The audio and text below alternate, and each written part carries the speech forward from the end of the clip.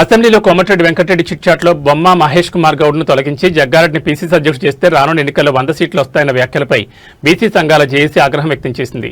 Hyderabad Basheerbagh press క్లబ్లో ఏర్పాటు చేసిన మీడియా సమావేశంలో అన్ని బీసీ సంఘాల నేతలు, బీసీ సంఘం జాతీయ అధ్యక్షుడు జాజుల శ్రీనివాస్ గౌడ్ పాల్గొని మాట్లాడారు. కోమటిరెడ్డి వెంకటరెడ్డి కాదు పిచ్చిరెడ్డి అని జాజుల శ్రీనివాస్ గౌడ్ ఎద్దేవా చేశారు. బీసీలను అణగదొక్కడానికి కోమటిరెడ్డి కక్షపూరితంగా వ్యవహరిస్తున్నారని, బీసీలను అవమానిస్తున్నారని మండిపడ్డారు. కోమటిరెడ్డి ఏం మాట్లాడుతున్నారో నోరు తిరగకుండా తాగి మాట్లాడుతున్నారని విమర్శించారు. హరీష్ రావు చెప్పినట్లు అసెంబ్లీలో కొంతమంది ఊగుతూ తొలుతూ వస్తున్నారని, అందరికీ బ్రీత్ అనాలిసిస్ చేయాలనడం నిజంగానే చేయాలని బీసీ సంఘాలు డిమాండ్ చేశాయి.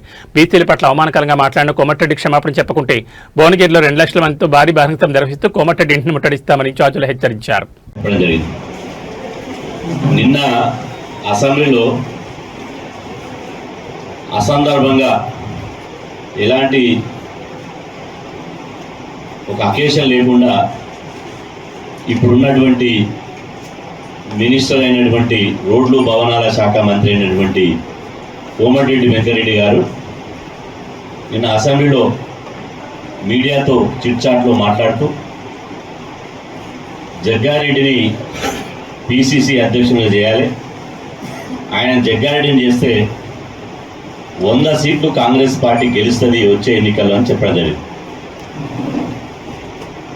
జగ్గారెడ్డిని పిసిసి అధ్యక్షుడు చేయడం అంటే చేయమని కోమటిరెడ్డి వెంకటరెడ్డి గారంటే ప్రస్తుతం కొనసాగుతున్నటువంటి బీసీ సామాజిక వర్గానికి సంబంధించిన పిసిసి అధ్యక్షుడు బొమ్మ మహేష్ కుమార్ గౌడ్ గారిని తొలగించడం అనడమే, ఆయనను తీసివేయాలని చెప్పడమే.